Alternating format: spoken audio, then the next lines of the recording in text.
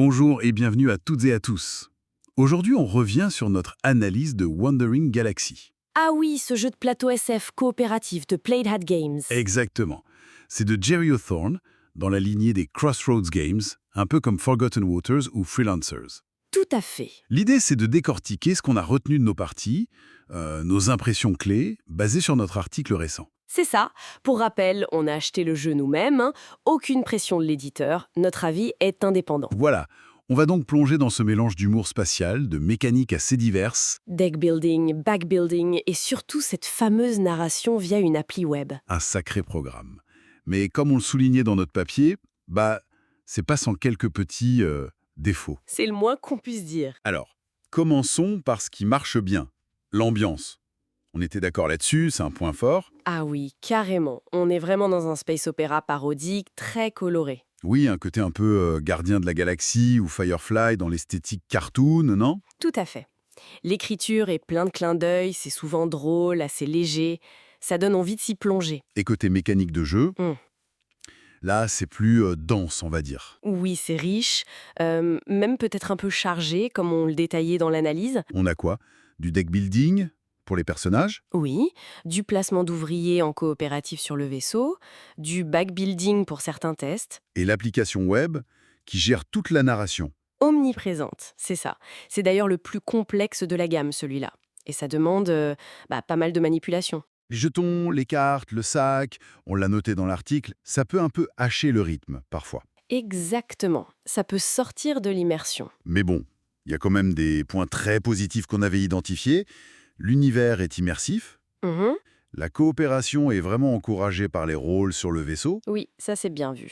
la variété des systèmes de jeu aussi, et puis une très grande rejouabilité promise, non? Ah oui, avec les embranchements narratifs, la structure semi-ouverte, on a potentiellement de quoi faire pas mal de parties différentes. Le mode solo est bien intégré aussi, c'est à noter. C'est vrai. Mais, car il y a un mais, notre article pointait aussi des faiblesses assez notables. On y vient. La principale, si je me souviens bien, c'était l'application web. Exactement. Au moment de notre test, bon, ça remonte à début mars 2025, comme le montre la capture d'écran dans l'article, elle n'était clairement pas finie. Ah oui, hein. C'est-à-dire.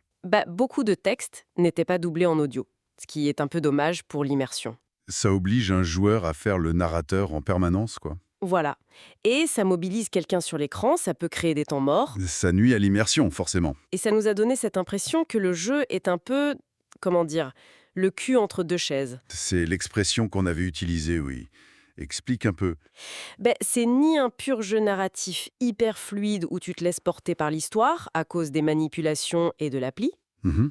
ni un jeu de stratégie ou d'optimisation très profond parce que l'appli prend beaucoup de place et que les mécanismes sont au service de l'histoire avant tout. D'accord. Et puis, il y a la barrière de la langue aussi. Oui, tout en anglais, non traduit. C'est un frein important pour beaucoup de joueurs. Si on compare, on disait dans notre article que Freelancers nous avait paru plus délirant, peut-être plus abouti. Oui, plus direct, plus fou, mais peut-être moins ambitieux en termes d'échelle que Wandering Galaxy. Qui lui est plus vaste, mais du coup plus lourd à gérer. C'est ça. Personnellement, après la bonne surprise Freelancers, celui-ci m'a moins emballé, disons. Donc, pour qui est ce jeu, finalement? Notre analyse ciblait un public assez précis. Oui, plutôt des groupes de joueurs réguliers. Idéalement 4, on trouvait que ça tournait mieux pour les rôles sur le vaisseau. Des fans de SF humoristique et narrative prêts à s'investir sur la durée? Exactement. Et qui sont prêts à composer avec les manipulations et une application qui, bon, on espère, a été ou sera améliorée depuis. C'est pas le jeu qu'on sort pour une partie rapide, quoi. Clairement pas. Bon, alors, si on résume, qu'est-ce qu'on retient de tout ça? Notre verdict, c'était un jeu sympathique. On lui avait mis 3 étoiles sur 5, Ambitieux, immersif par moments grâce à l'humour et à l'univers. mais plombé, au moment de notre test en tout cas, par cette application incomplète et une certaine lourdeur mécanique. On a aimé l'idée, la liberté, l'humour. Moins les manipulations constantes et l'état de l'appli qui donnait une impression de bêta. Et cette expérience soulève une question plus large, non? Qui dépasse ce jeu en particulier. Tout à fait. C'est une réflexion intéressante pour le secteur face à cette tendance des jeux hybrides qui dépendent d'une application. Mhm. Comment les éditeurs peuvent-ils mieux assurer la qualité, la finition de l'expérience numérique dès la sortie?